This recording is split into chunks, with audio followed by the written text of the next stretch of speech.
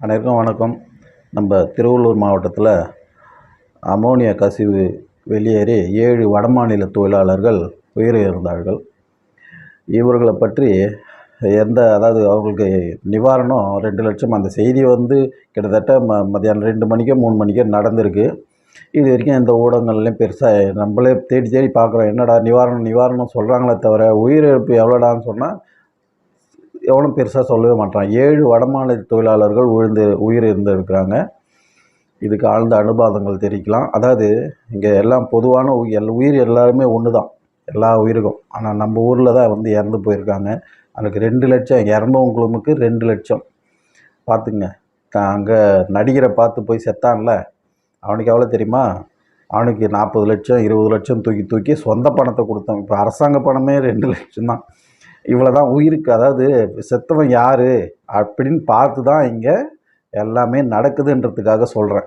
யாராக இருந்தாலும் இந்த விஷயத்தை பற்றியும் எந்த ஊடகங்களோ எந்த கட்சியோ பெருசாக கண்டுக்கிறதே இல்லை.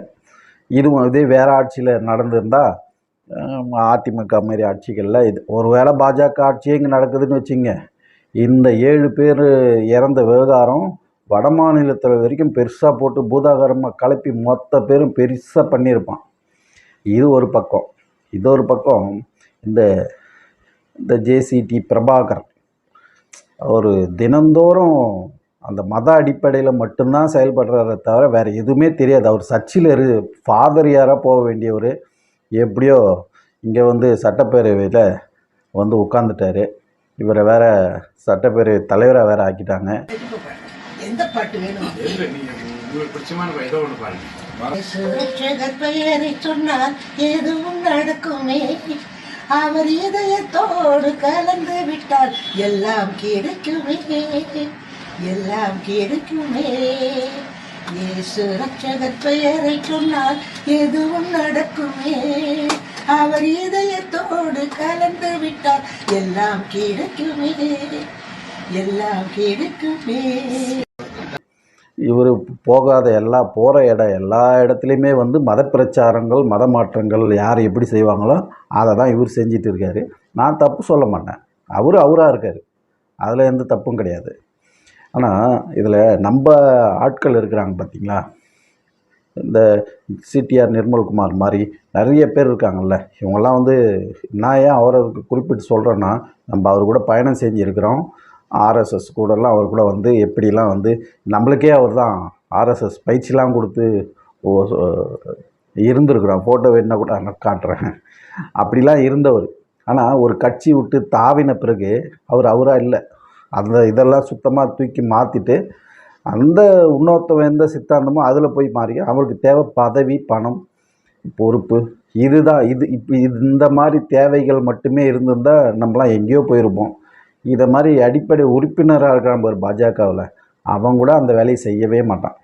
ஆனால் இந்த மேல் இடத்துல இருக்கும் கட்சி தாவி கொள்கையை மாற்றி எதை வேணா போடுறான். ஆனால் அந்த ஜேசிடி பிரபாகர் மாதிரி அவருக்கு மாதிரி ஆட்கள்லாம் அவங்களுடைய சித்தாந்தத்தையோ இதையோ அதெல்லாம் விட்டுறாங்களா, அவங்களுக்கு மேலே ஒரு ஆள் இருக்கான், அதை கரெக்டாக செய்கிறாங்க. ஃபுல் அண்ட் ஃபுல் ஒரு மாஃபியா குரூப்பாக ஆகிப்போச்சு தமிழ்நாடு முழுதுமே. அதுமாரி இந்த விவகாரத்தில் திருப்பரங்குன்ற விவகாரத்தில் கேள்வி கேட்டால் உச்சநீதிமன்ற அடிப்படையில் அந்த தீர்ப்பின் அடிப்படையில் தீபம் ஏற்றுவோம், அதில் மாற்று கருத்து இல்லைன்னு சொல்லணும். இதை செய்யாததுனால தான் திமுகவை கூப்பில் உட்கார வச்சுருக்காங்க. அதேமாரி நீங்கள் பார்த்துருக்கலாம், மு.க.ஸ்டாலின் அவர்கள் அந்த திருப்பரங்குன்ற வர அதே இந்த போராட்டங்கள் நடக்கும்போது அவர் வண்டி டயர் பஞ்சர் ஆகி அதோடு போயிட்டார். அப்போவே அந்த அபசகுணம் அவருக்கு இருந்தது, அதை ஞாபகத்தில் வச்சுங்க. அவரை இன்றைக்கி கொளத்தூரில் திருப்பரங்குன்ற அடி கொளத்தூரில் தோக்குறார். அதுதான் திருத்தணியில் முருகர் சிறுத்தல் எப்படின்னு திருப்பரங்குன்றில் எதிரொலிக்குன்னு சொல்லுவாங்கள்ல, அதுபோல் இவர் அங்கே டயர் பஞ்சர் ஆகிடுச்சு, கொளத்தூரில் தோத்துட்டார். அந்த மாதிரி தப்பை இந்த டிவிகே அரசும் செஞ்சால் அடி பல சேதாரமாக இருக்கும். அதாவது விழிப்புணர்வு இல்லாமல் ஓட்டு போட்டாங்க, வந்துட்டீங்க.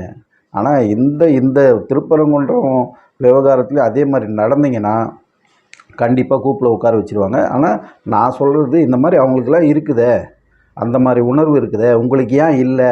பதவி கிடச்சா போதுமா? பதவி நம்ம வீட்டுக்கு நம்மளுக்கு சாப்பாடு சோறு திங்கிறது கிடச்சா போதுமா? வேறு எதுவுமே வேணாமான்றது தான் நம்ம கேள்வி. அவங்களுக்கெல்லாம் இருக்கிற அந்த உணர்வு, நீங்கள் எங்கே போனாலும் இந்த உணர்வோடு தானே இருக்கணும். ஆனால் உங்களுக்கே அந்த உணர்வு இல்லை. இன்னொன்று, திருப்பரங்குன்றம் எம்எல்ஏ அலுவலகத்தை இன்றைக்கி திறந்து வச்சுருக்காங்க. அதுக்கு பார்த்தீங்கன்னா சு வெங்கடேசன் தேசிய கீதத்தை பற்றி ஒரு கருத்து சொல்லியிருக்காரு. அது அங்கேயும் பாடுறாங்க, இங்கேயும் பாடுறாங்க, நாங்கள் அந்த வந்தே மாதரத்துக்கு தான் எதிர்ப்பு தெரிவிப்போம் அப்படின்ற மாதிரி அவர் ஒரு ஃபேஸ்புக்கில் ஒரு போஸ்ட்டு போடுறாரு.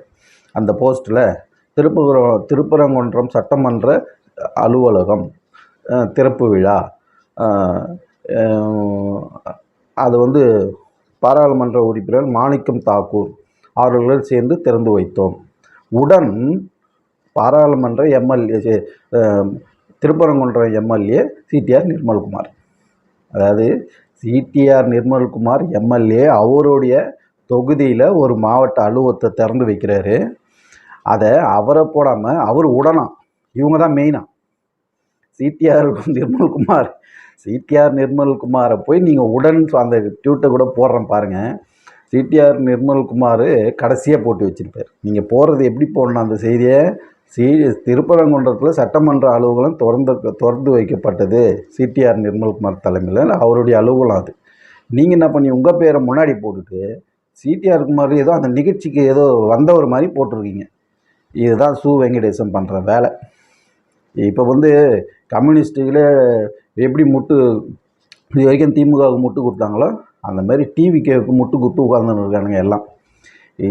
நம்மளுடைய கருத்து என்னடான்னா, இந்த மாதிரி கேவலமான செயலை செய்கிறதுக்கு கம்முனே இருக்கலாமே. நீங்கள்னா பதவி ஒரு திமுககாரன் உங்களை கூப்பிலே உட்கார வச்சுருந்தான், இங்கே வந்த பிறகு ஏதோ அவன் கொஞ்சம் அமைச்சராக இல்லை, அவனுக்கு ஏதோ சீட்டு கம்மியாகி போச்சு, உங்களுக்கு கொடுத்துட்டான்.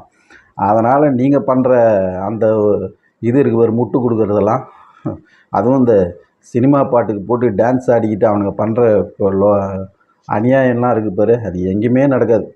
அந்த அநியாயத்தெலாம் முட்டு கொடுத்துட்டு எல்லாம் சிறப்பாக இருக்குது ஒருத்தவிடாத சிறப்பாக இருக்குது, ஆட்சி சிறப்பாக இருக்குது.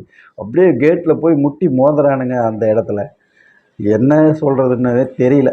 அந்தளவுக்கு ஆட்சி நடக்குது. எல்லாத்துக்கும் இந்த ஊடகங்களும் எதுவும் பெருசாக கண்டு 7 பேர் இறந்து போயிருக்கிறான், அதுக்கும் ஒரு இதுவும் இல்லை. இன்னொன்று நம்ம சொல்ல வர்றது, திருப்பரங்குன்றத்தில் இவனுக்கு கண்டிப்பாக ஏற்ற போகிறதில்ல. நீங்கள் யாரும் வந்து இதில் இவங்க ஏற்றுவாங்கன்னு நம்பிக்கையோடு இருக்காதீங்க. ஏன்னா இந்த நடக்கிறது வந்து ஆட்சி வேறு ஆட்சி, அதனால் இவங்க அதெல்லாம் செய்ய மாட்டாங்க. இந்த ஜேசிடி பிரபாகர் என்ன வழியோ அந்த வழி தான் அரசாங்க வழி. சரிங்களா? நன்றி, வணக்கம். நம்பிக்கை மட்டும் வச்சுக்காதீங்க.